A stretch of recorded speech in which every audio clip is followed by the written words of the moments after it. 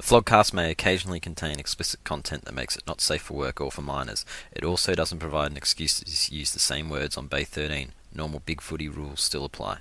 Alright, so this is the Flogcast for the final round of the season, round 23. The emotionally checked out tiger from Richmond, Starburns, is here, and I'm joined by the Clayton Oliver of Mods from St Kilda, Cookson. Hey all. The head of security on the White Collingwood thread, Morgan Ashley. Hello. The number one fan of Tyrone Vickery from Hawthorn, Penal. Some fucking spud second player. Nah, get fucked. Although he'll be back in the team next week at this rate. And the disgruntled Subway customer from North Melbourne, we have Grille. Hey guys, how you going? Goo or tears? I'm going to have minor tears. More of a minor annoyance in football, but there is a time when you can be too unselfish. Like when you have the ball, you have momentum dragging you forward, kick a goal. Don't worry about passing it off to some other teammate. Just kick a goal and don't fuck it up. Have St Kilda been given Nick Reach arounds this week? No, it's, in general, it's been annoying me all season. And one of them by Jai Simpkin over the weekend's like, nah, it's just too annoying. So what did he do? Just He had space to take a few more steps, kick a goal. Instead, he passes it in the middle, and I think Ben Brown missed. Yeah. It's just kick a goal, take responsibility. Or maybe he wanted to help Ben Brown get the Coleman. I think that boat sailed. I notice that Richmond do it a lot, but I think it's just because none of them have confidence to kick the goals themselves. And I don't think we're alone in that. I think there are teams that have a large proportion of players who don't back themselves to kick the goals, whereas some players will absolutely, no matter what happens, will turn their back on the goal and go back and kick it. Yeah, but it's nothing more infuriating than an easy shot being passed up. You're right. Yeah.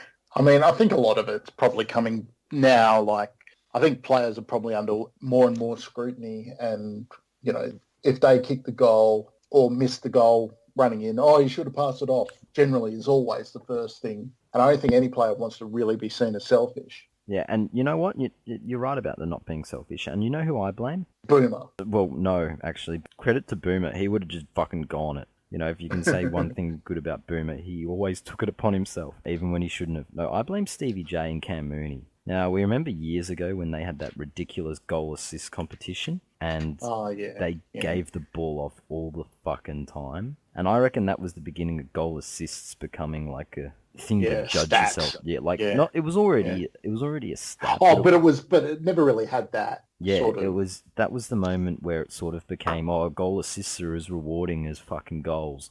It more so because they're moral goals, but they're not. You know, you don't just get the stat, but you also get the nice satisfaction. You get to bask in the glow of unselfishness. Yes, you're a team player. You know what? And in that respect, bring back the Boomer Harveys, bring back the Kevin Bartletts. Yeah, but I mean, even like Luke Bruce, when he was in the middle of that, when he was at the tail end of that streak where he kicked so many goals straight without missing, he was starting to only take shots just with that little bit better angle. Like, you know, some of the harder ones he started to pass off a bit. That's just Hawthorn culture, though, isn't it? Then there was a spell where Mark Grille was basically the best kick on the Eagles list, and it was the same thing. He would take the kick because he felt that he was more likely to kick it than not, and he was starting to get criticised for always taking the kick. I think if you keep missing, though, there's a fair reason to be criticised. Oh, I think anyone who keeps missing, but like in his case, he wasn't missing. Yeah. And you know, some players might have learned the lesson from that and start, I better pass it because I don't want to be called selfish. I thought, like, whilst I don't think the players listen to all the media says, I reckon that kind of stuff probably would get on a few players' nerves if they were called selfish. Anything else on that, Cookie? Nope. Just, take responsibility, kick a goal, and try not to jack off to yourself, saying, look at that goal assist at the match review at your club. Who's next? I'll go. I've got Goo. For Nike, they are releasing a self-lacing shoe akin to Back to the Future. They're not exactly the same as those ones that Marty McFly wears, but for a very reasonable $950 a pair, you can have a pair of shoes that sense and mould to the shape of your foot. So I'm excited. This has been a few years coming. That's pretty cool to actually done that. I'm just wondering where my hoverboard is. I was about 10 or 11 when Back to the Future came out, the second one. Oh, so you would have actually been looking forward to this shit. Yeah, exactly. I was excited as I was going, we're going to have hoverboards.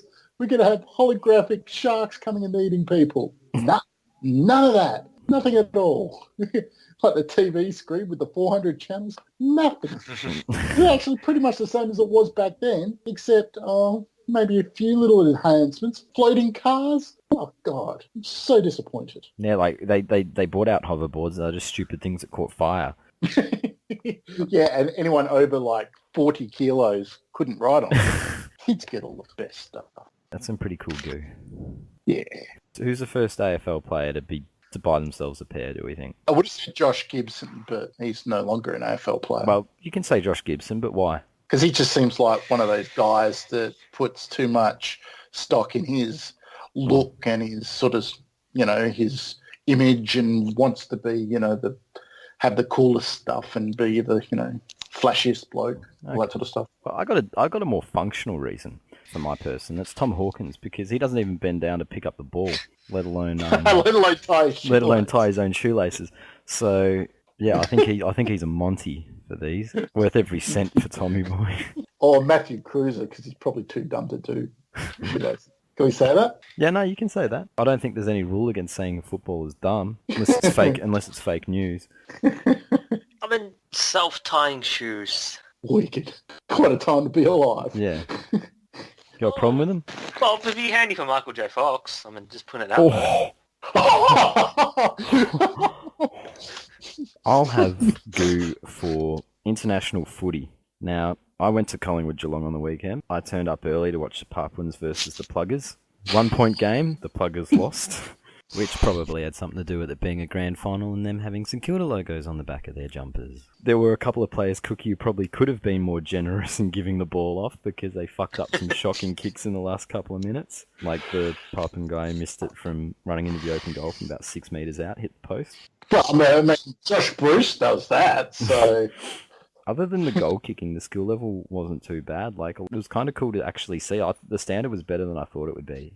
And it was good fun to watch. Like, you think of overseas football and you think, it's probably pretty garbage standard, mostly rough and tumble, but it was actually fairly decent, although it was the grand final, so that probably says a bit. Mm-hmm. The general in-play foot skills were no worse than Tom Mitchell, so they're doing all right. And it was lovely to see the Pluggers get beaten in a close game, which I couldn't find any umpiring infringements, but I'm sure if Plugger was watching, he would have found a few. That's all I got. Good. That's a good one. I could have had goo for Jacob Townsend, but I actually commented when I saw that he was playing, why the fuck is he playing?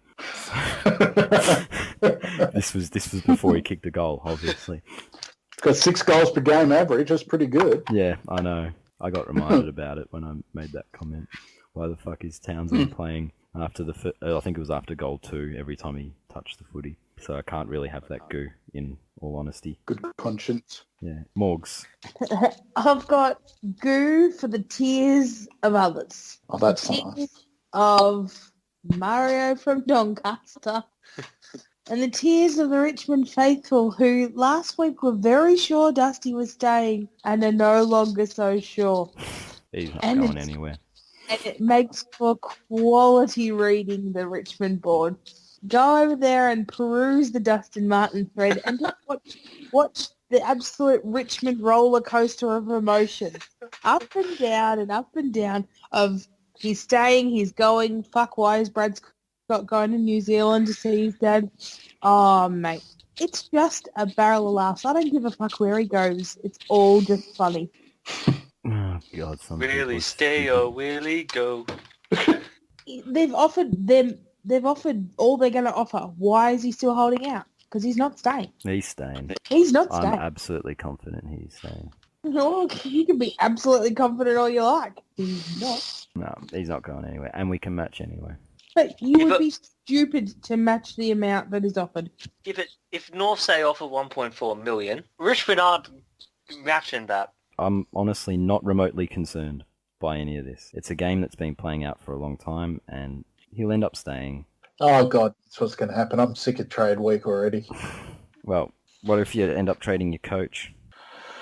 Look, I don't know. I think it's time for a change, but I don't necessarily think he's a terrible coach. He's not a great coach. I just think it's time for a new voice. I don't know how we ended up in this position that Brad Scott is a desirable appointment for a club like the Gold Coast. I don't get it myself either. I don't get why Brad Scott would be feeling like he'd need to bail on North. Who knows? Like maybe from his point of view, it's change of scenery just for his. I know he said that he's got no intention of leaving, and if asked, he'll continue to keep doing the job. But maybe change of environment. Like, I mean, these days, 8 years or whatever it is in one job, it's quite a long time. I just think, look, I'm not a big fan of him. I wouldn't put myself in the hate Brad Scott camp either. I just think, he's had a go. He overrated. I think he overrated our list. But at the same time, he got us 2 prelims. But his body of work throughout the regular season over his career has been average at best. And I think that's probably your best gauge of where he is as a coach. Just that middle of the ladder, 50%, which, I'd say it. That is not good enough for the Gold Coast Suns, and it's probably not bad enough for North to be looking at a big change, at least not yet. I don't know. Perhaps, the tactics and how he goes about the tendencies of the players in terms of how they play or what they do on the field are so set that it might just need a fresh pair of eyes. You know what I mean? And a fresh pair of eyes might pick something out and go, oh, why don't you try doing this? And then all of a sudden you're unlocking potential in players. Because that's probably one thing. And part of that has been our drafting based on our position. I think we've drafted okay, but we've never really had the injection of quality in the squad to get those A-grade players. I mean, yes, we've used free agency and got some pretty handy players. But at the same time, there's been a handful of players that have achieved more than what probably was projected for them, but there's probably a lot more players that haven't achieved as much. It'd be interesting to see what happens. Personally, I think he'll stay. I can't see him going. I think, like you said, I don't think he'd really want to tackle the Gold Coast situation either. I don't see why the Gold Coast would want him. He's got a reputation of being a good operator, but I think it's a little bit over the top. I think the only thing more baffling was the suggestion that Collingwood would want Ross Lyon, but presumably that only came from Ross Lyon. But surely nobody else still believes that. No. Yeah, Brad Hardy does. Brad Hardy believes it. Stupid bulldog fuck. I don't know what the answer for the Gold Coast is, but I'm pretty certain it ain't Brad Scott. I'd sooner them have a go with Mike Voss than I think up there. Voss has ruled himself out. Finally bring some flavour to the Q clash. If Voss Crazy Vossi at the trade table. Yeah, you can have Ablett. How about you take Ablett and Lynch? for Stephen Motlop. He never got ripped off in trades. Like the Fev trade, and a lot of them were pretty aggressive trades, but you wouldn't say that he gave up a great player for a stud. He gave up his job.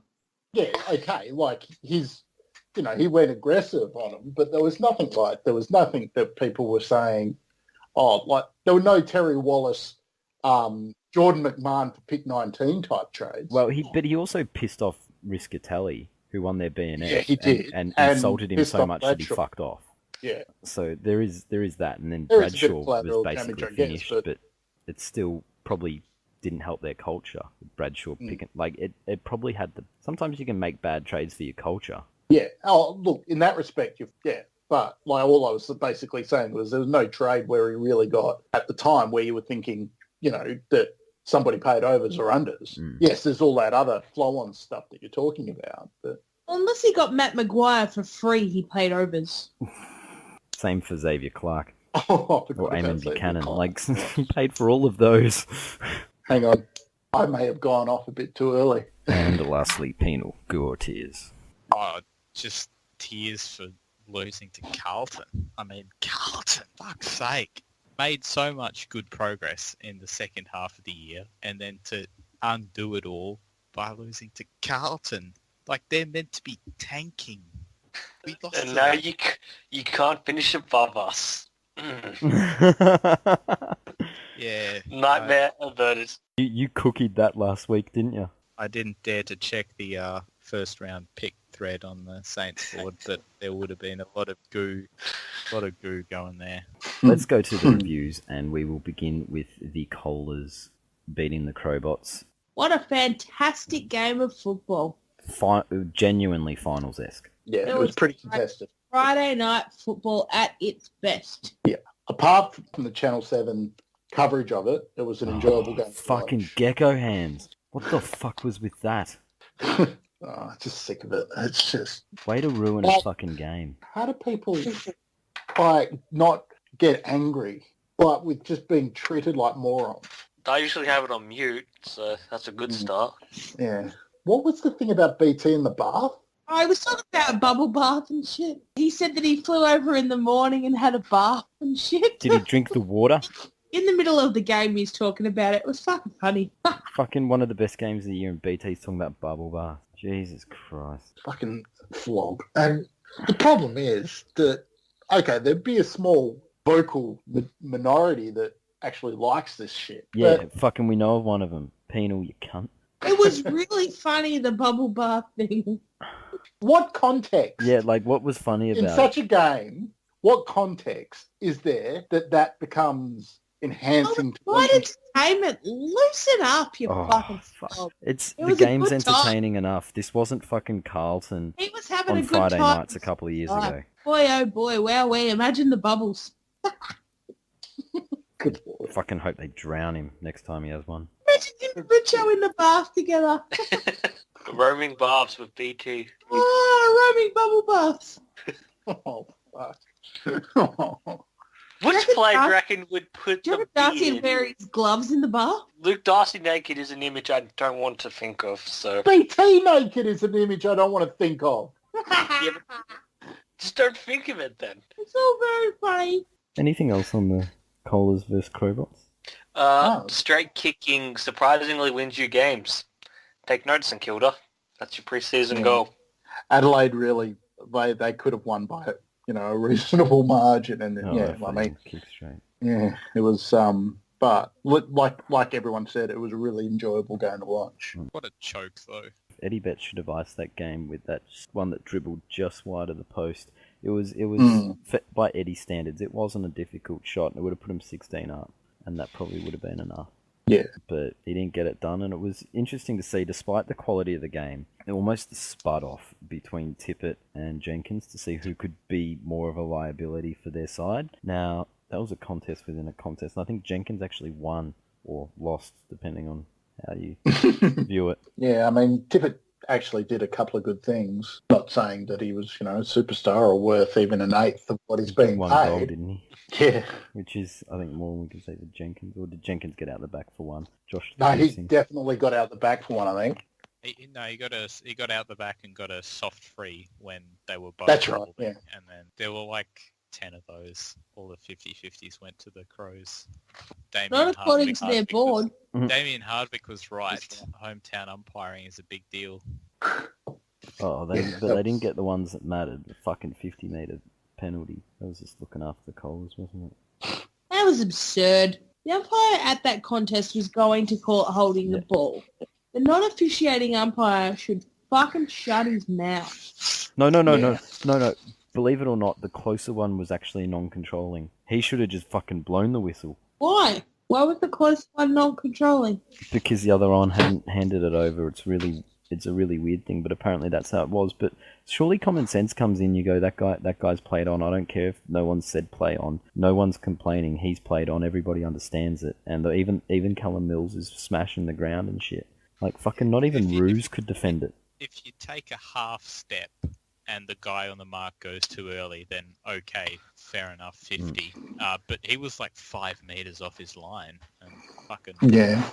If Eddie Betts had just been standing in front of him and he had kicked it into him, it would have been play on. Because he just drops the ball before an umpire says play on, it would be fine. But because the umpire hadn't said play on, despite the fact that he had taken multiple steps, it's shit. It's shit. Goes against the spirit of the game. Yeah, I agree. It's feel for the game, isn't it? Yeah. Which, you know, those of us who've played the game, and I think that's all of us here. Yeah, that includes me, LW. Those of us who've played the game all understand that that's play on. You just know. Yeah. The umpire might not react, and sometimes you'll get lucky on those, but really, in some situations, that shouldn't be, and that shouldn't be a thing in a close game like that. But at least, like, the AFL came out and copped their whack and said, yeah, this one was just a howler, because normally they defend it by saying, well, it was technically there. He didn't call play on. Yeah, it's like technically they actually have the wiggle room on this one, and they didn't go Yeah. there. They just said the correct decision in this case would have been to call play on. And then ball. Yeah, he should have called that, and then we wouldn't be talking about it. Yeah, like even just call play on late, even after the tackle's spilled free, just go play on. Does anyone really know? Like, it's sort of, you could argue that on delay that, you know, by the time the thought gets to your mouth, they are umpires. No one expects them to be sharp. I think that, like you said, it wasn't like a step or two off the line. It was a good 5 steps off the line. He should have been able to. Yes, I know. Just make Have a late the call. Make it. function to get through that. We all know that most of the umpires operate on delay. It's unfortunately we thought they operated on Adelaide delay, but they actually operated on Perth delay on this one. Well, we talking Perth delay in 2 hours or Adelaide delay in 2 decades? Well, the 2 decades joke works just as well for Perth as well. So. On top, you're probably high on ice as well, so reaction times are going to be a bit slower as well. So Chris Yaron's an umpire now? Now that's a brave comeback story I could get behind. Chris Yaron as an umpire. Be more brave than the fucking Bombers. Next game, Melbourne barely avoided a choke against the Bryans. Like, could you imagine if Melbourne actually got over St Kilda last week and actually driver's seat for finals, and then fucked it by losing to Brisbane? And it took a good story from Jesse Hogan to get him there too.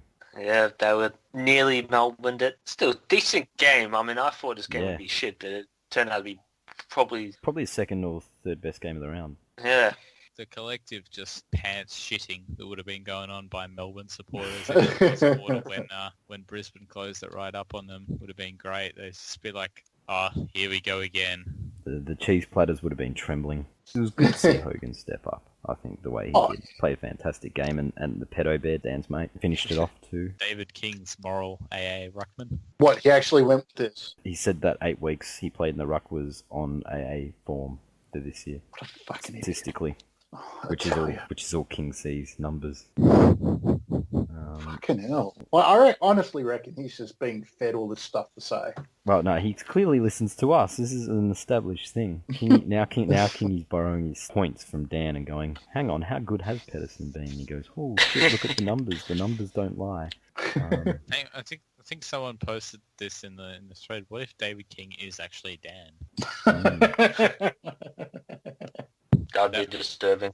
That would explain more than I want to have explained right now. All right, we'll move on to the end of which dream will we go with first? Hawthorn. This was not a good story. 12 years in the making, this one.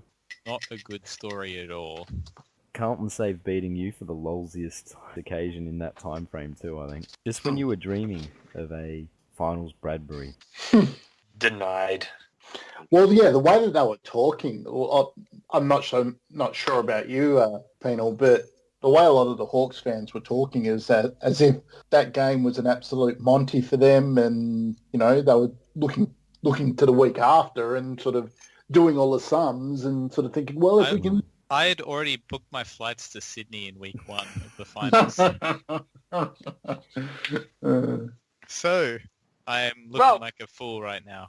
It's the second year in a row that Carlton have actually killed off the desperate last-ditch attempt to make finals. They did to Melbourne last year too, when all of a sudden Melbourne looked like Bradbury their way in, and then they fucked up against Carlton. That's right, because Melbourne beat us and then lost to Carlton the next week. And it was actually looking like, of all the results to go, because I think North did lose their last 2 to the Giants and somebody else. And it was like Melbourne only had to beat Carlton and Geelong, so it was almost coming down to least likely result of that was if Melbourne beat Geelong, and Geelong I think were locked in, that Melbourne to play finals. But no, Melbourne couldn't get past Carlton, and Hawthorn's too busy thinking about, can the Gold Coast or someone or Freo beat Essendon, and then hey, they run the table, and then you lost to Carlton. Yeah. A bit like James Sicily losing his shit.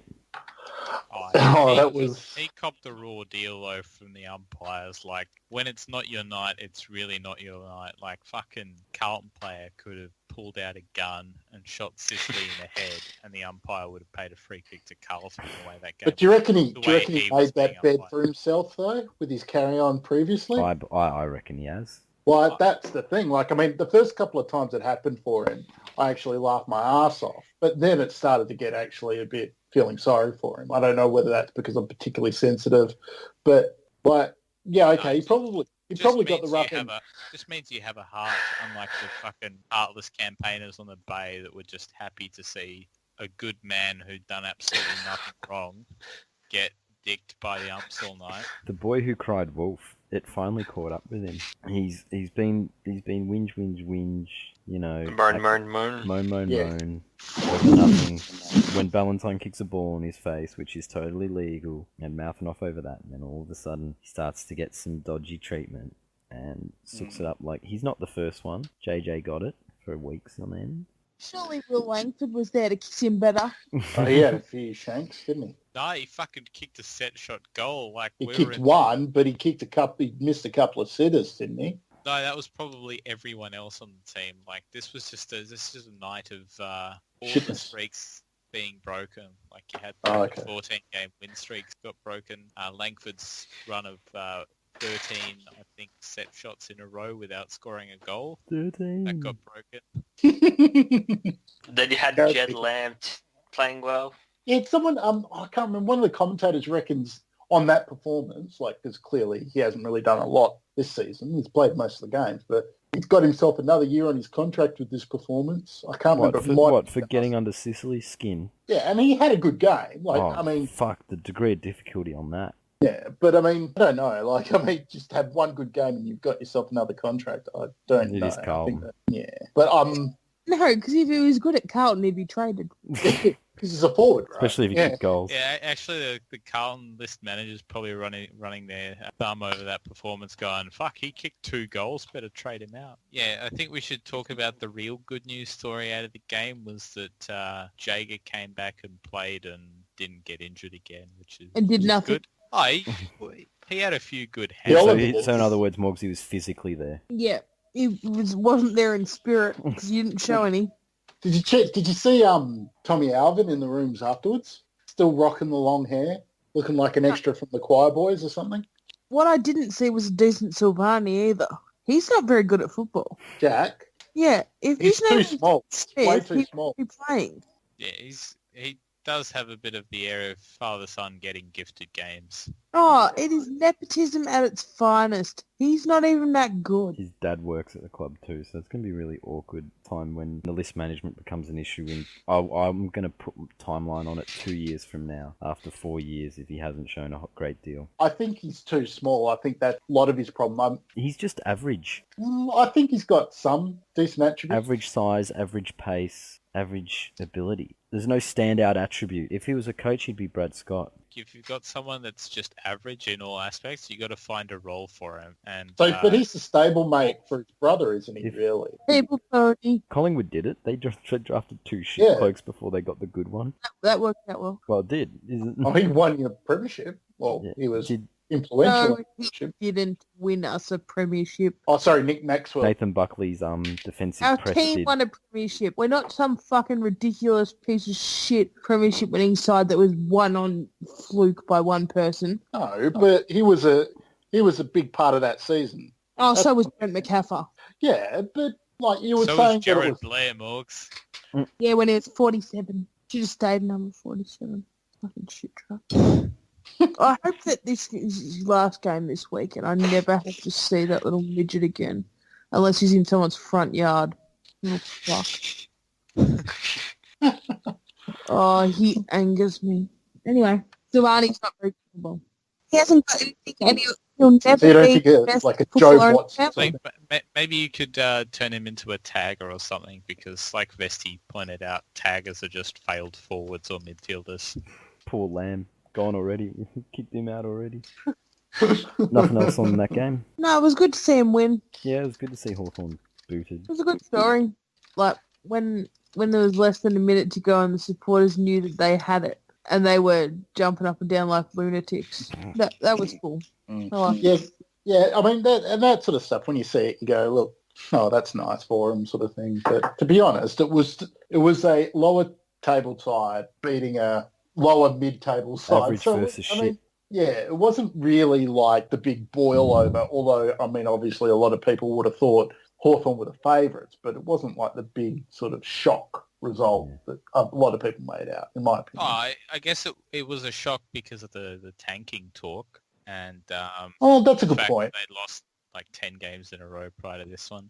There was only one player on Carlton's list that had beaten Hawthorn before. Or one player that had played for Carlton and beaten Hawthorn before. Simpson. Yeah. Not even Murphy and Gibbs had beaten Hawthorn before. And that just shows in the attitude of the supporters, like, you sad old fucks that have to, like, cheer after a meaningless round 22 win like you've won the grand final just because you haven't had any success for 15, 20 years. Yeah, fucking get a life, mates. They still had more success than your Get club. used to this penal. This is your club's next era. Speaking of teams that are out of the finals race, Morgs, the Dogs are finally cooked. Oh, well, I can't wait till we get to the predictions thing and everyone goes, oh, Morgs said the Dogs have missed the 8. Surprise! Hashtag Morgs was right. Eat a bag of dicks. All the dicks that have ever I think been. everyone knew you were right for a while. It's not like this is the big crowning moment. But she said it before the season started. That's what I'm saying. That's what I mean. Well, I didn't just jump on 2 weeks ago and like, nah, the Dogs are cooked. I was the Dogs are cooked before a game was played. You know why? Because this is what insipidness occurs in a club that has achieved nothing in its lifetime, and they finally get a tiny taste of it, and they're like, that'll do. No, don't need to try anymore. You fucking Well, pathetic. Geelong didn't do that, Well, though. isn't that what Pendlebury did? No, we made the finals the next year. We didn't just make the finals the next year, we made the grand final. So no, that's not what Pendlebury did. But I'm just going to Pendlebury had point one out, red card like the off-season. we've had a game that was played in the vicinity of Sue's, and this was Sue's on the coverage. Don't That's go to crowd games. noise. Oh. I tuned Tell them to go to into North this Camp, game expecting her to be the goal umpire. Like, I had no reason for expecting that, but I just expected it. And I Why? was Pendle? disappointed. She's still recovering from her arm injury. A broken elbow. Literally, she must have had an arm replacement. Still recovering. She's only at the point where she can umpire under 13 girls or something. But yeah, no, nothing else out of the Ballarat game. Jonah's got 3 weeks. Yeah, I'm amazed they got his name right. They know who he is now. Yeah, now he wishes they didn't. No, I bet Tony Jones made a big deal about it on the Sunday too. I reckon they all the journos have gone, fuck this guy. He's going to go. We're going to make sure of this one. Yeah, what a sniping cunt. We know. Yeah, fucking Homsh or whatever was walking around going, make sure they know it was Jonas, not fucking me. Probably into the games that don't matter now. GWS beat West Coast fairly comfortably. Eagles, once again, dream over for them. They're cooked. They're going desperation with Nat Nui coming back this week, but I don't think it's going to make a difference. For most of the game, Eagles were competitive. It was the probably half of the last quarter where they really lost it. That said, most people would have thought that was going to happen. And another late quarter fade out on their part. Josh Kelly was immense. Oh, yeah. They're just in nowheresville. Same criticisms, same problem. Yeah. And I think they're in for a world of hurt in a couple of years. Probably I next agree year. with you. I don't think they've drafted that well in recent years. They need to- McGovern's the only one that's really makes me go, okay, he's pretty good. That's, in that age bracket. Yeah, I mean, look, from all reports, this Venables guy that they drafted is going to be quite good, but he's injured. And they've got a couple of players that look okay, but I don't see It's more do Duggan and Sheed actually take the step up, and I'm not sure. Yeah, Gaff's got to step up too, and I'm not sure about that either. they'll be in the wilderness for a couple of years, just in. I just can't see where the grunt in that team's going to come from now. They're about to lose their two best midfielders. Got no one who can take their next step up. The forward line is getting old. Well, Kennedy and McGovern will probably carry them to enough wins to not finish bottom 4, but they're going to be in that doldrums of being like 12th, 13th for a couple of years, I reckon, unless they nail the drafts. If they get a good draft pick, they just have to pick the best big-bodied midfielder they can if the opportunity arises. Absolutely. If there is a Martin or a Wines or even a fucking Power Puffer there, even with his disposal efficiency, just fucking do it. Just do it. Yeah, you need those players. And I mean, Adam Simpson was probably exactly like that as a player. He never had the best foot skills, but he was just that guy that could get the ball. Dependable. Yeah, exactly. And I mean, a lot of people in Perth are hanging shit on Matty Pritis, as you guys know. And really, they're going to see what happens. They're going to miss him. Yeah. That thread's not over yet. It's just beginning. Oh my! He had like 30 disposals and two goals on So the that's weekend. It's his best though. game in a long time, and I bet you there are people begging for him now to unretire and play on next year just because they realised how fucked they're going to be without him. Yeah, well, I mean, like, looking at all the talk in the media over this last half a year is, they need to play the kids, they need to do this, and they need to do that. They brought in Pritis, Josh Hill, I can't remember who else, but they actually looked a lot better as a team. Like I said, for the most part of the game, they were competitive and looked a lot better and a lot harder at the ball than they have for a little while. But yeah, it's just... Yeah, there's going to be absolutely no grunt next year, and there's going to be a lot of angry West Coast fans because they don't usually tolerate staying out of the finals for long. They're just very lucky that Freo are an absolute basket case and will still be below them. They just have to nail the draft because I don't think there's anyone on the trade table that they could get that would improve them, like midfielders. And the thing is, they keep adding players that are just like the cream on top, like Jetta and Redden. Even if they add Mitch McGovern, like... He's just another forward to be the cream on top. He's not going to try. Yeah, someone's got to win the ball first.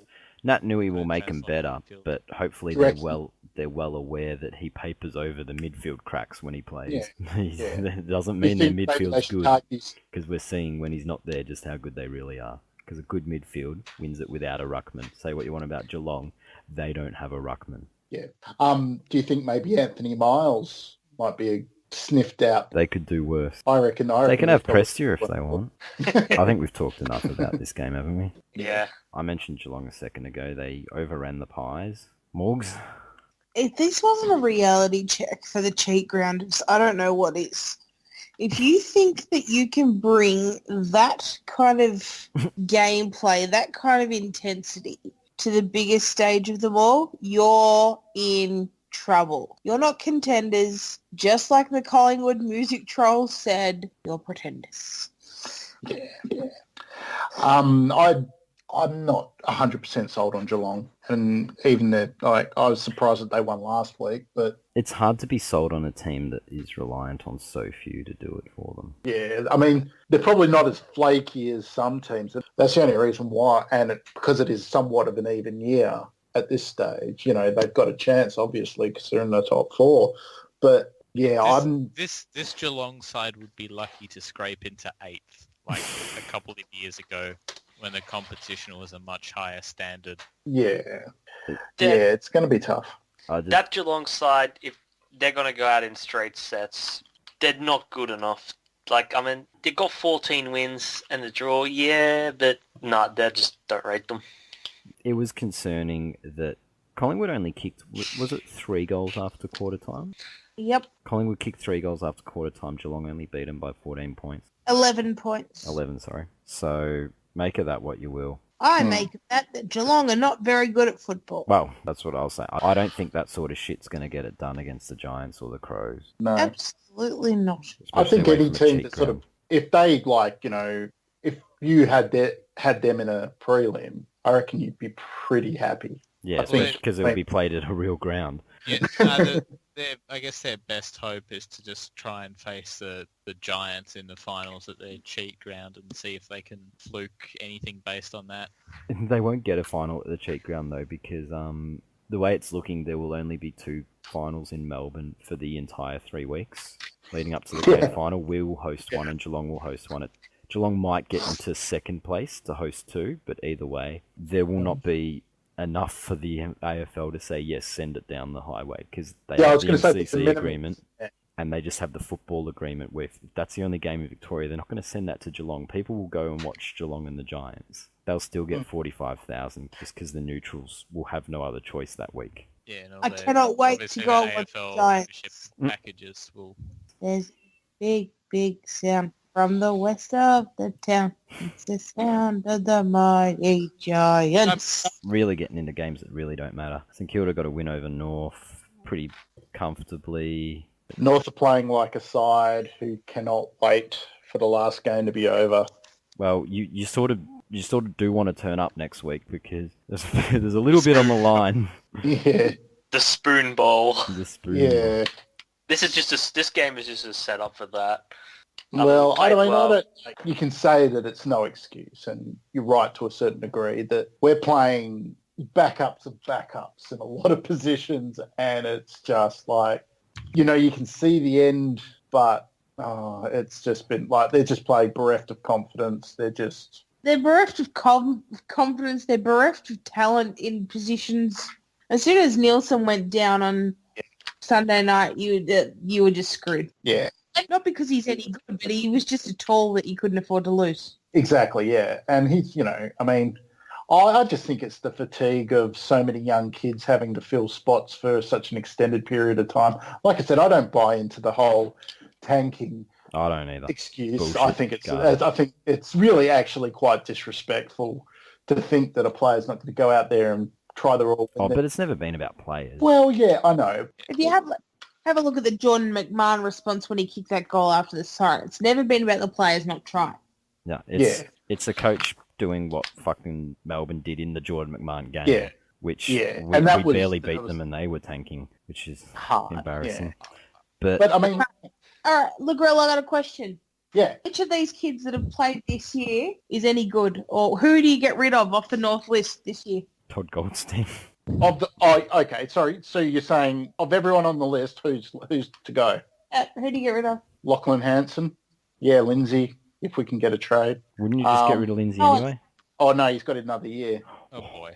Andrew Swallow. Well, yeah, Andrew Swallow, I reckon. And I actually think he's been okay in the second half. I think he's been fine. Maybe if Bossy goes to Gold Coast, you can send Lindsay up there. I guess you would try and trade Andrew to the Gold Coast for a half-eaten packet of twisties or something. Yeah, or a pick-up grade or something like that. I haven't got I wanted yet. Club legend, former captain. I think, look... Majak? I'd be trading Todd. I'd see what Majak could fetch. Aaron Mullett? No, not Aaron Mullett. I think Aaron Mullett, if everyone's fit, he probably finds himself... in the top 5 players in your team. Fuck off. We're not talking about the adorable squad here, Morgs. Yeah, no, he'll find himself playing reserves, I think. No, he won't. I swear to God, if you think Ryan Clark deserves a spot on an AFL list, you've got no fucking idea. This is where she was going. Yeah, no, I know. Like Braden Maynard times 100 on the retard scale. He's fucking awful. Yeah, I'm not on his giant four-headed fuck anymore. I will cry. He's terrible. That hair is a bit weird, isn't it? Oh, it's like he should be 60 years old. How far the tide's gone back. Oh, shave it off. But I mean, look, fitness, you're probably going to have Sam Wright if he ever gets fit, and that's a big question. Sammy Wright from Calamite. Yeah, Ben Jacobs, same deal. Ed Vickers-Willis. I just think Mullet gets squeezed out. I don't necessarily say that Clark gets a lot to say. And fucking... Yeah, Aaron Mullet has proven more than fucking Sam Wright from Calamite. I'll give you that. I think we've had enough on the North list.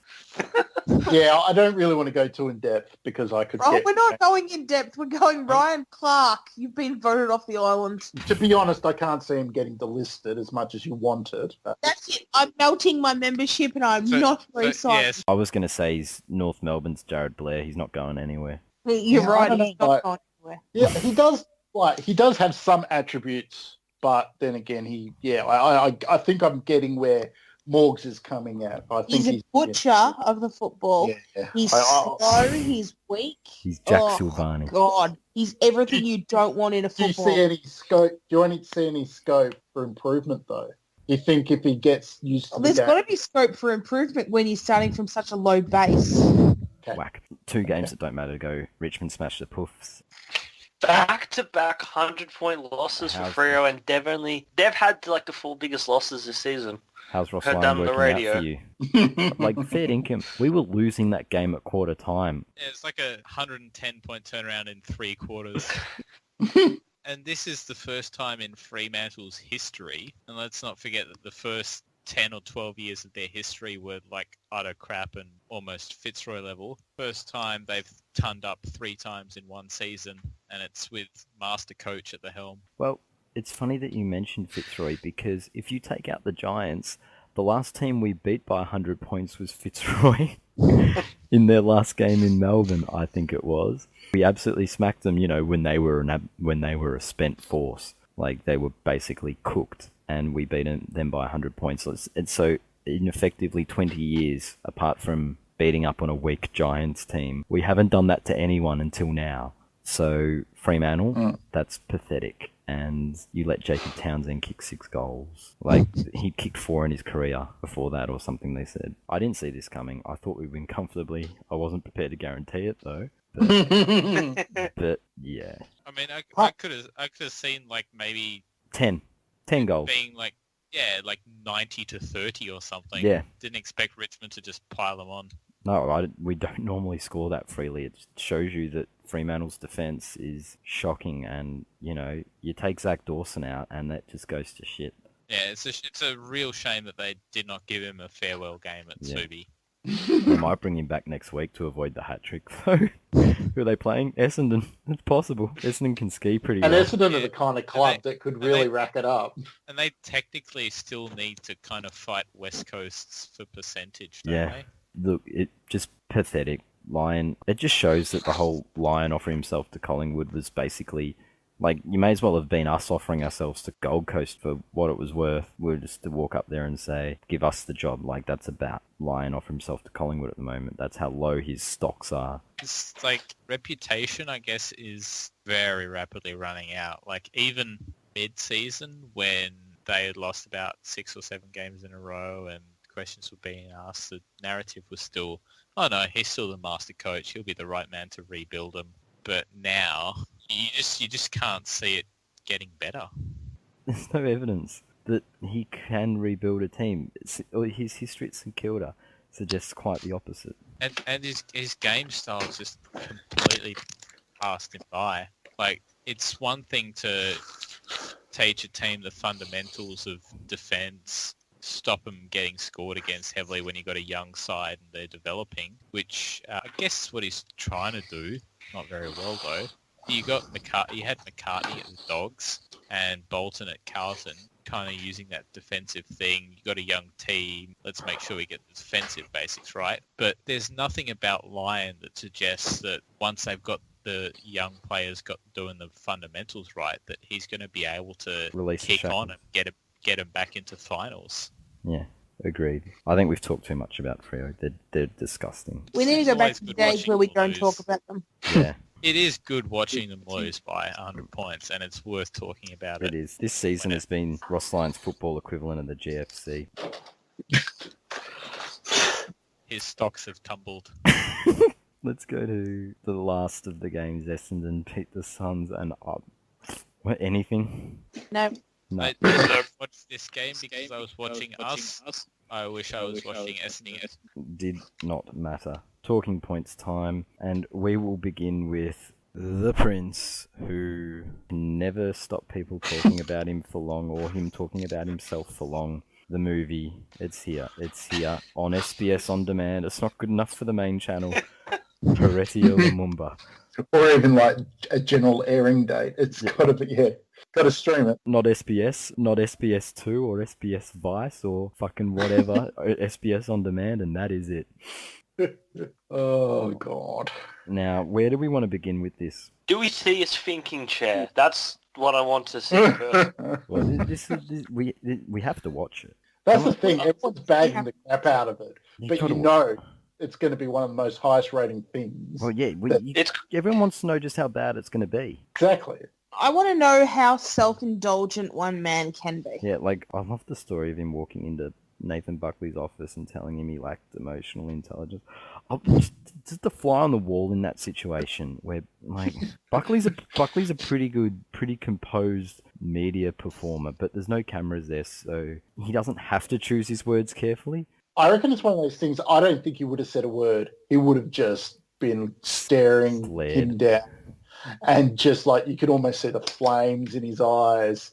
Just ready, like just. And Heretia went and had a cry because he was ignored. Yeah, see, I called him emotionally unintelligent, and he didn't even answer me. He didn't acknowledge me. It was so disrespectful. I have feelings and opinions too. I'll be watching this just for the stabbing scene in Brazil. I'm interested in the fuzzy situation. Have I turned my girlfriend into a lesbian? The George Costanza of the AFL world. Morgs, you had something you wanted to add on this particular subject. I did. Chimp. Oh, I refuse to believe that anybody actually called him that as a nickname and that nobody said this is not okay. Like, I just absolutely refuse to believe that this happened. The nickname being Chimp. And like, I'm very aware that Les was a nickname that offended Harry on behalf of somebody else. Like, Harry was offended that somebody else was called Les, and I get why that would be offensive to that person or whatever, but I just don't believe that anyone called him Chimp. No, that's bullshit. It would seem terribly unlikely that would have been an endemic thing at the club. That would have been a story. Not get out. Yeah, it would have gotten out, and it would have been as if, headlines. Like, people go to training, people go to games. You think that nobody ever heard someone once call out Chimp to, as if that wouldn't have been a thing. No way did that happen. And just seriously, if the only person you can get to corroborate your story is Shay fucking McNamara. No way. Yes, with the stupid first American Pie who got sent home because he didn't want to try hard enough and was only interested in signing fucking shoe deals. Fuck right off, Harry. You are both self-serving, self-important scumbags. Liar. Opportunist is the word, I think. We got a new Liar of the Year front runner, Morgs. Yeah, fucking Shay McNamara and Heretia O'Brien, whatever the fuck his name is, Lumumba. A joint award. And then you can both fuck off back into himself. I hadn't heard that part about Shay McNamara. Jesus Christ. Yeah, Shay McNamara posted on his Facebook. Well, this is just recent, or? That was today. Oh, today. Oh. Just saying, oh yeah, by the way, what Harry was saying is completely true or something. Yeah, like this is the guy who was, handled his exit from Collingwood with about as much grace and dignity as Mrs. Boomer at the local preschool. Also, he didn't really cover himself in glory leaving Melbourne either. Oh, Heretia, no, he didn't. Lawsuit. No, he tried to sue them, and then they realised that there was no brain to harm. Well, I reckon he was banking on, hey, well, look, he's saying this shit. He's got to be off his fucking tree. He might have a problem. Might have a point here. Yeah, the doctor suggested it to him and said, "Have you ever considered you might be concussed, Harry?" Seriously, what was thinking picking this idiot up? It's not like we sold him a crisp Yarra Lemon. We didn't package him up as in put a bow on him and go, yeah, this is A-OK for trade. They were getting rid of Mitch Clark. They probably still thought they were doing okay. Yeah, we posted videos on our thing of him talking about being the prince who had the last laugh, and they still took him. I think we'll be the ones laughing last after this comes out, though. Oh, I have up the whole time. Why would you pick Harry O'Brien as a player to do a documentary on to begin with, though? Someone's looking for the fucking... We said this before last year. It's like the mockumentary, but it's real. It's like Spinal Tap. the fucking everyone wants to watch a train wreck. Yeah. So obviously someone has had the idea that People watch Carl Pilkington for a reason. as silly as this would be, it'd be pretty fucking brilliant in a weird, sad But way. surely, I mean, what's SBS showing that they couldn't have put this on one of the channels and got advertising revenue for it? Fucking 'Cause- anything else. Chinese titty movies. Yeah, but no, like, seriously, like we're all taking the piss out of it and we all know it's a piece of shit. But we're all to a person going to be watching it. Yeah, I think SBS are actually emphasising their broadcast standards and that they just cannot do this. This is just so below the line that it's better for their credibility to not even put Entertain this it. on TV. Yeah, just put it on demand. Here you go, Harry. But, you know, They don't even want the ratings for it. They don't No. want to be fucking associated with it. they don't want to put it on their main channel and be asked, why did you air the ridiculous Heretier documentary? I guess. Yeah. How's the part where he apparently went to Eddie's office after the goods thing and had a crack at Eddie, and that's the reason he got pushed out of Collingwood? Well, no, it's because your football turned to shit, but really, if that's, you know what, if you... If I went up to the head honcho of my work, had a go at him, I'd probably get pushed out of the company Exactly, too. do you really think that's going to happen differently? If I walked into my manager's office and told him he had no emotional intelligence, he probably wouldn't take that very well. Yeah. So it sounds to me like somebody has a problem with authority. Because those who are higher than him on the food chain, he feels the need to criticise and try to take down a peg. Well, what if Harry, you- I honestly think that he was genuinely offended about the Les comment. He was genuinely Oh, he's always offended about the goods. genuinely offended by all this he's shit. That's professionally offended. yeah, it's just Yeah, like no, he and needs I to, get that, he needs but to be I less think offended by things because he's got no sense of humour. It's like Well, that's he's a right, like- psychopath. well. And I you know mean, what? Lesbian jokes aren't funny. They're not funny in this day and age when people suffer for being gay and homophobia is terrible and all that jazz. But you can't be offended on behalf of somebody else who's not offended by it. That's right. It's certainly not to the degree he was. No. I look forward to the sequel though, where he blames SBS for putting it on demand and not on their channel. But cutting it in a way. I can't wait until he's trying to get an injunction on SBS on demand for not Hiding editing it the way he wanted to edit it and painting him as an idiot. Oh, All about it's- the edit. Nothing else on Lumumba? Oh, go away. I think there'll be more on it. But I think there'll be more on it that's too. We need to see it first. Yeah, we just store that in the bank, I think. I think this is as good a time as any to mention that our friends of the Flogcast here, long-time listeners, Kate and Kate, will be back on ABC next Wednesday night, the 30th. I've mentioned them in the past and given them a That's shout a good out show. before, I so- like that. Yep, they'll be back on ABC next Wednesday night, so check it Wicked. out. And you can catch them on ABC's equivalent of On Demand called iVoo. Ivu, and they are listeners of the Flogcast. I bumped into them last year, and I knew who they were, and they knew who I was. So Oh, come on.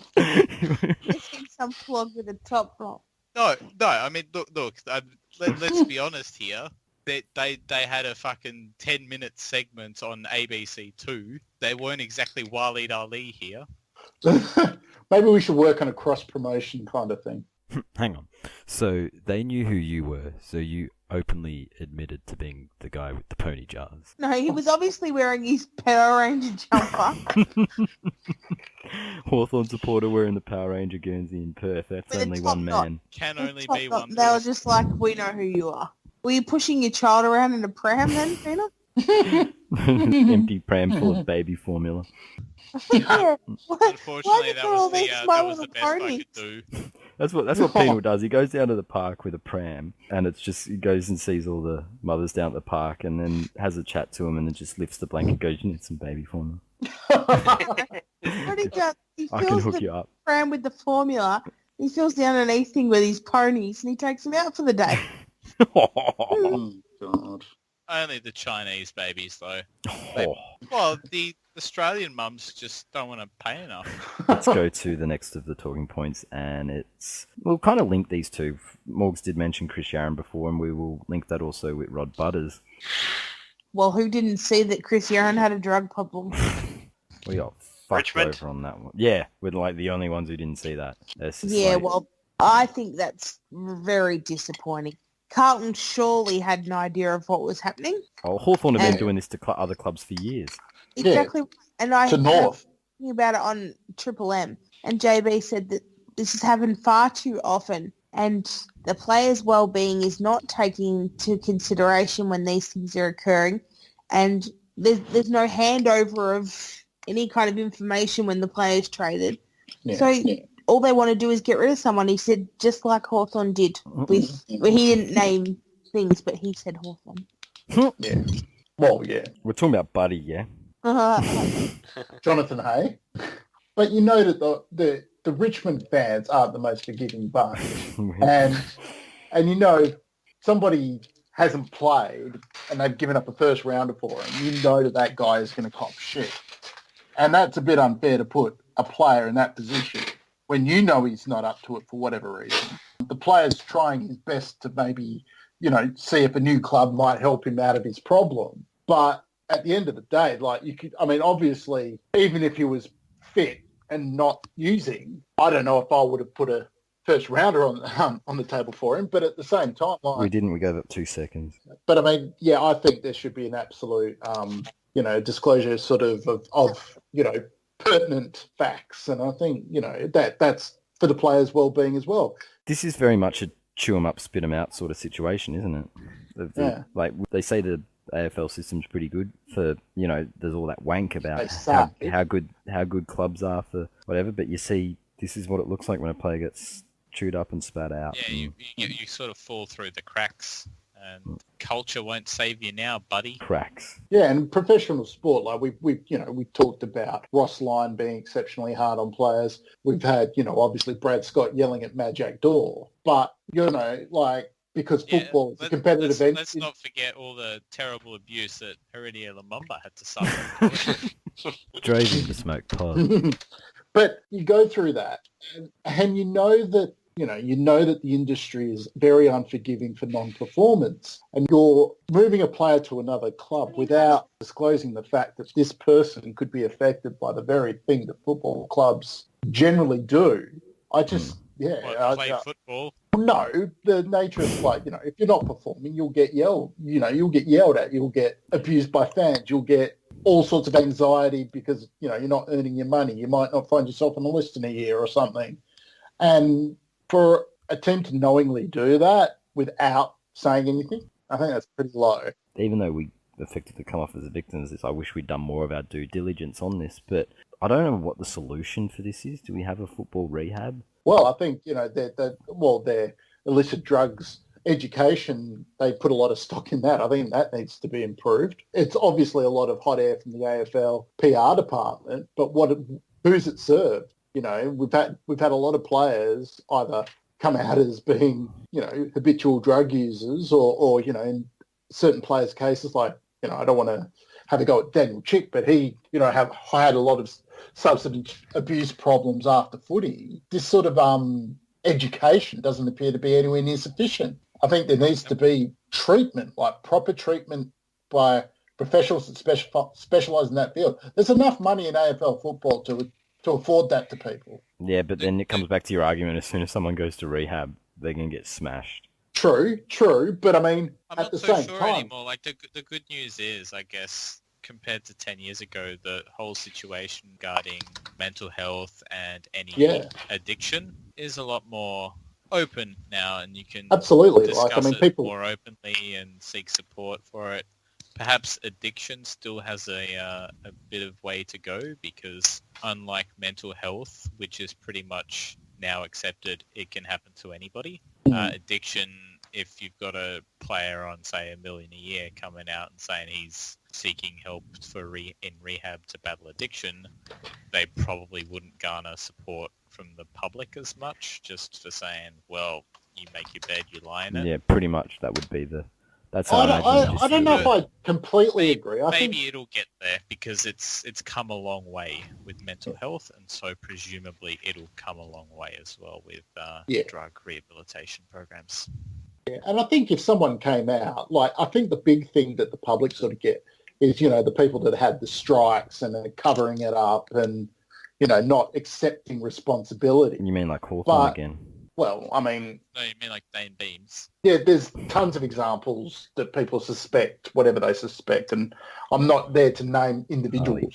But if you get that person the appropriate treatment at the appropriate time, they can come out the other side. They can be that positive story that the AFL so craves.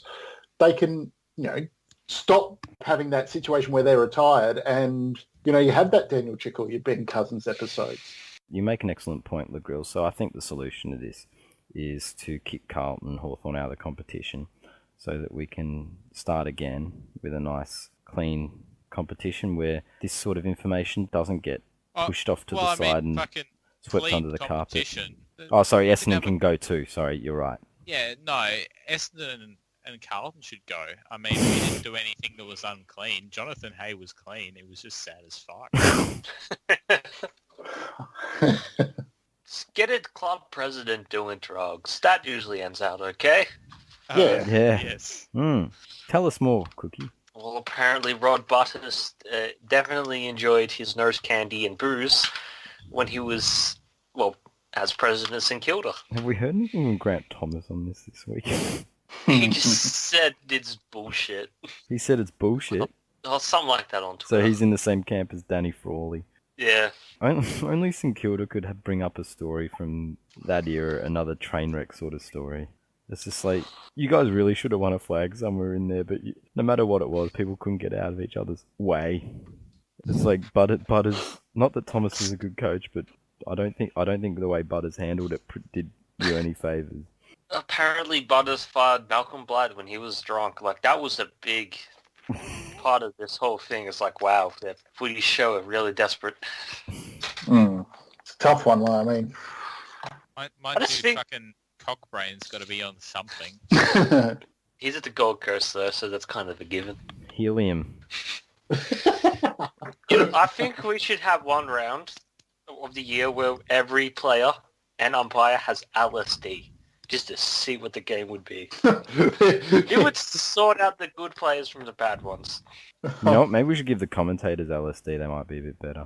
Except for Basil. He'd be the same old boring shithead. Nothing else on Yaron or Butters? Nah. Carlton going back to the Carlton of old, I guess. Fuck the rest. The bad news blues. Two things quickly before we move on to the questions. The fake news thing, the forced stripping of accreditations for people who lie. Oh, so that's Damien Barrett, fuck then. Yeah, Damien Barrett's gone. I'm guessing Lumumba's not going into the media either. Paddles. Anybody else? Yeah, Brad Hardy, obviously. How do we feel about this? Good. I think it's a very positive move. I agree.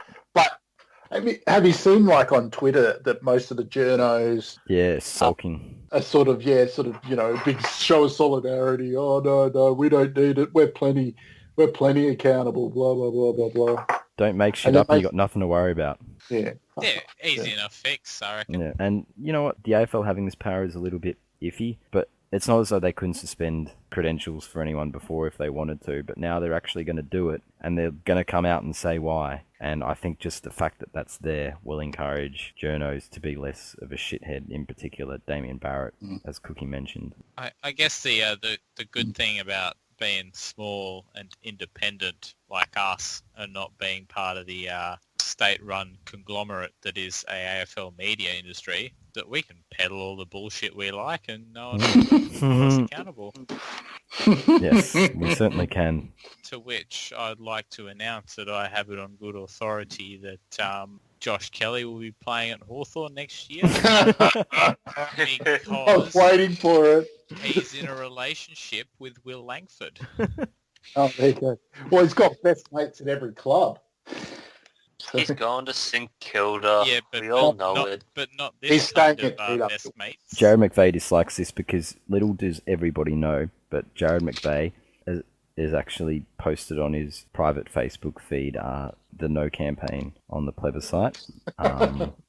Totally against it. Oh, somebody on Twitter put, I wish the Swans would do the rainbow socks now that the plebiscite's in full swing and blah, blah, blah, blah, blah. And I was about to go, well, Jared McVeigh won't be in. But I thought it was me just to pick up someone that was kind of making a nice point. So I just sat back. But... It's a good idea. So it's a shame that Jared McVeigh would put a pin in it. Anything else on the fake news? Nope. And the last one, Morgs will enjoy this. Out of contract Adelaide Crow, Jake Lever, who hasn't re-signed for the Crows yet, but has told the Dogs he's not going there. He told the Dogs to go and get fucked before he told Collingwood. Or before he did anything. It's just like it's sort of like what situation do you have to be in to just close that door? He looked at the list and he's gone, not yeah, he's just gone, no, thank you. No. Like that's awfully dismissive. It's, like most players don't really have someone in the running and then kick them out of the race until actual decision time. Well, that's right, because you use them as leverage against one another, and there's still be time for either that. The Dogs were never in the race, or he's basically said go and get fucked for clearly some good reason. Well, I'm glad that AFL players share the same sentiments about the Western Bulldogs as we all do on the Bay. That's heartening to hear. So I have detected a bit of an uptick in anti-Bob sentiment just across the general media, because like a year ago you couldn't say shit about Bob Murphy or anyone would look at you like you're fucking Hitler. But these days you just say, gee, I reckon this Bob Murphy stuff is getting too much attention time in the media. He's a bit of an attention whore, is Bob. And most people will agree with you now.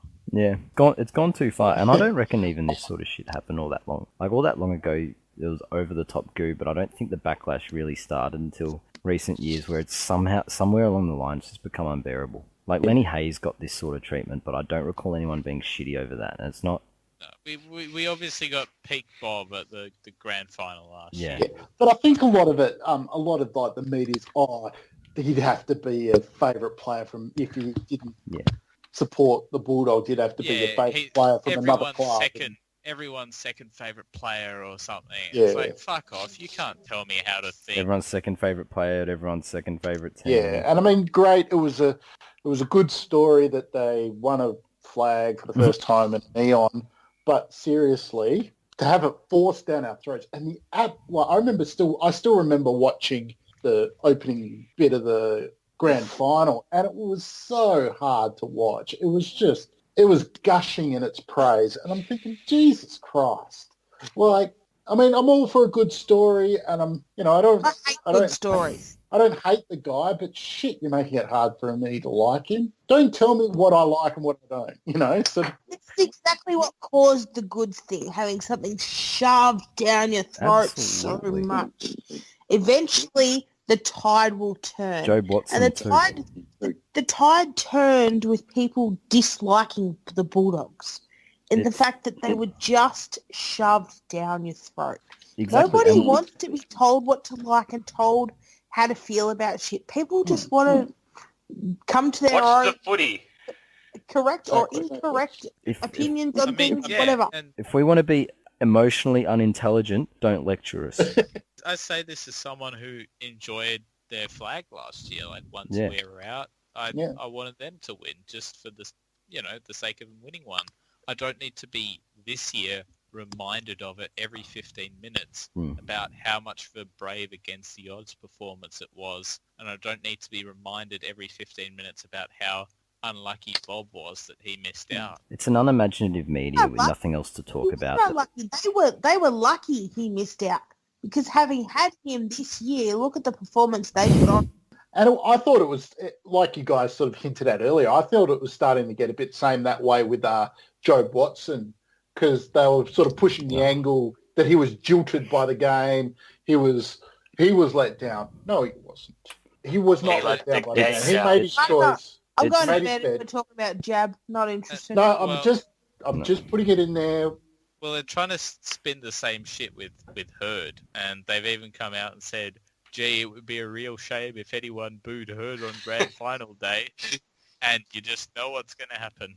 Tinfoil hat on, I honestly think that might be a little bit deliberate. The AFL having a bit each way on this. They're not shunning Herd, and then they're killing that story before it happens, but they're going to let him get booed, and they're going to chuck him to the wolves, I think. The AFL can't be as stupid as to think that if they tell people not to forgive boo, and not forgive, that people won't actually boo. I think they know exactly what will happen if they tell people not to boo. Yeah. But even then, Robbo was going, "Oh, you're a coward if you boo him." I don't know if I agree with that. No, you're not. No, James Hurd's a coward. But we've been down this sort of road. Yeah, of course.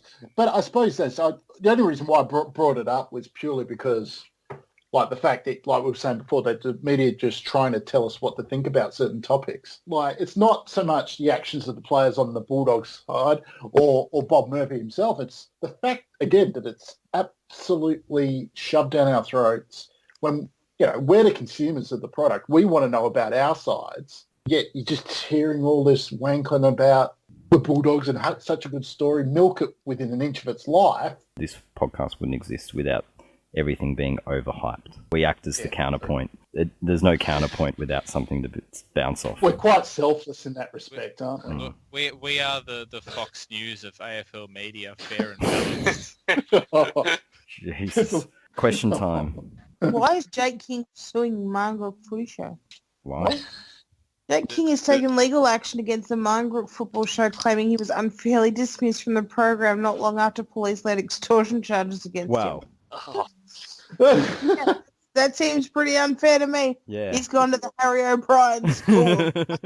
Well, maybe it's maybe you saw how Richmond treated George Pell and sort of thought, if he can stay in his role and it's not paid, I can stay in mine, surely. That is very hereditary. Questions. Not Cookie wants to know, now that Hawthorn is out of the finals race, what will Penal be doing this September to pass the time? I will be laughing at Spurs, and every game they lose at Wembley, which is every game they play at Wembley. Ilksy wants to know, since Port Adelaide are completely incapable of beating a top 8 side, should the AFL boot them for finals and promote 9? No. Yes. We're most likely to finish 9. Yes. No, that's how the dogs get in, I'll vomit.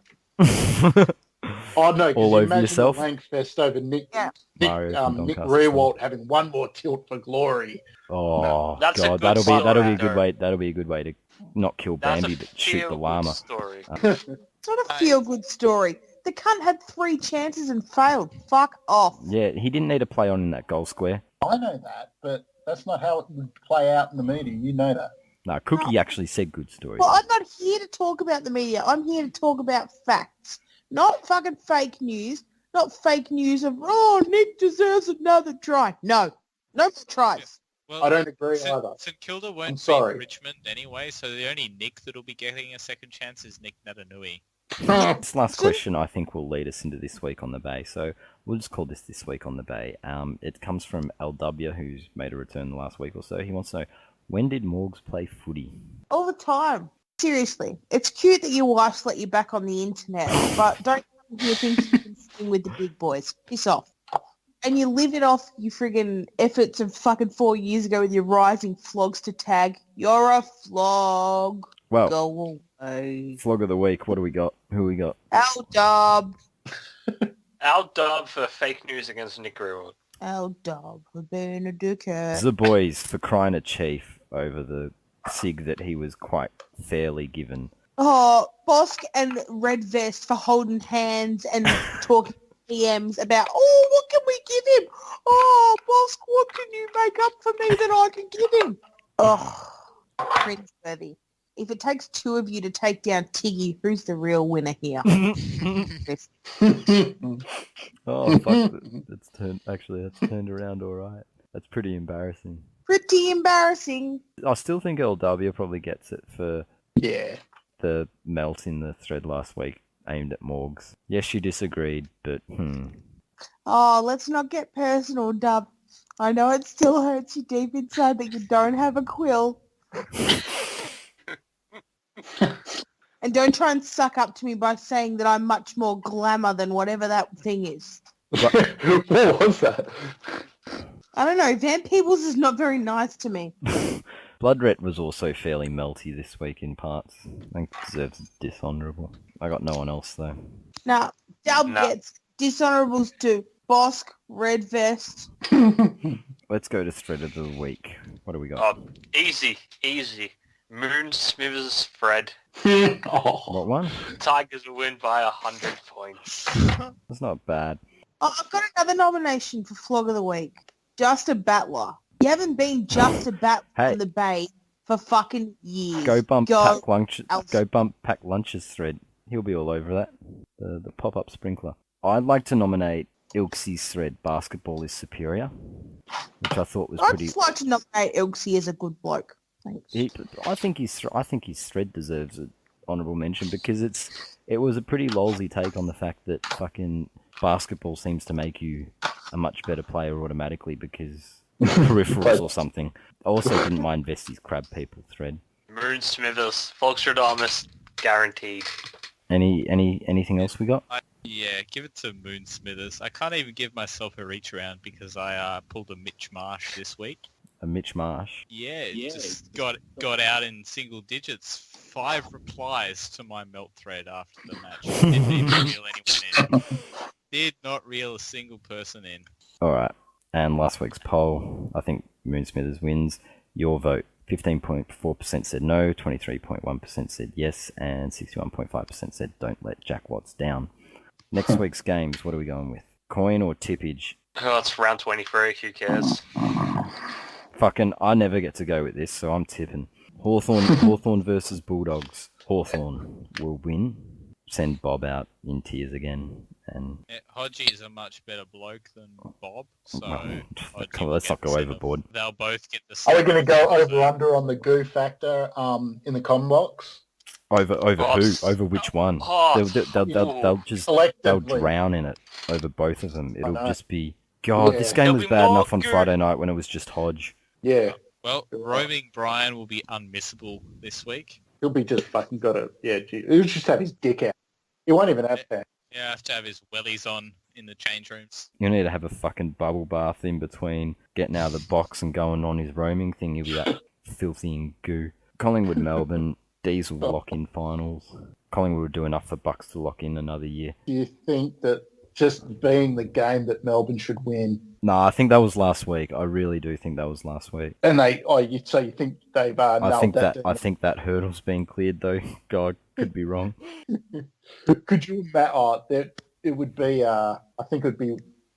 If only Melbourne had a few more fans. Well, the few fans that they do have will have a few more squeaky bum moments, I reckon, this week.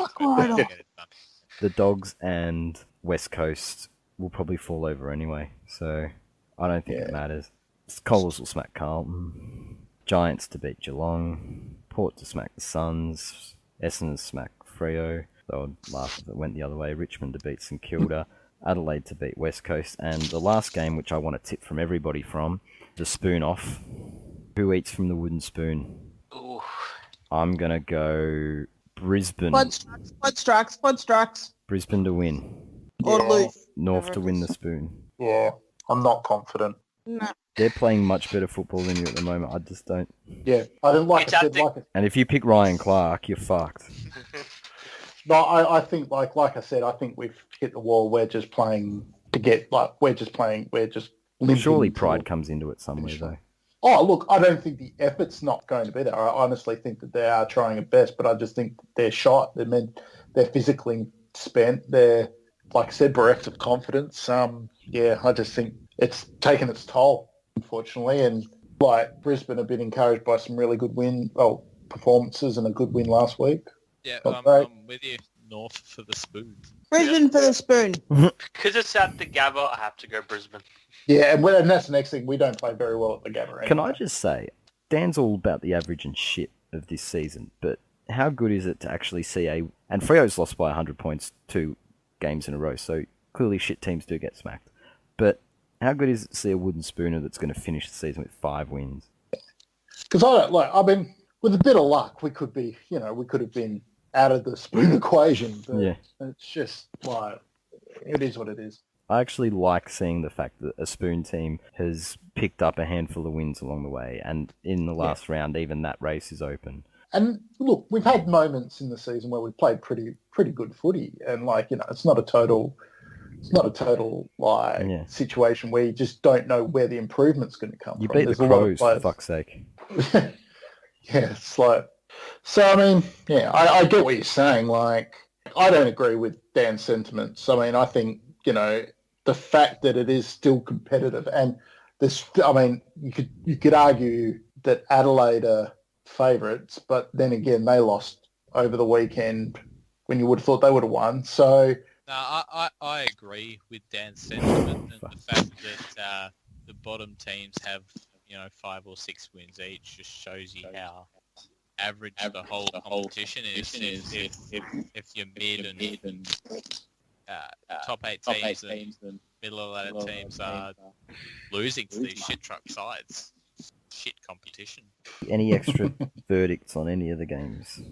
What do you think would happen if Fremantle did lose by 100 points again? Not saying that I necessarily want to see it, but do you think that there would just be an absolute demand of Ross Lyon to be sacked, or do you think that what would you think? I can't see it. I can't see it. Let's look at it from the perspective of the greater good here. So, like, I don't think West Coast are going to win anyway. We know that the Dogs aren't going to win anyway. So I actually want to see Essendon win by 100 points just because my desire for the lols is greater than desire to see Essendon do badly. So it'll be good to see the media go into overdrive because both teams out of the finals here will turn the media week up to 11.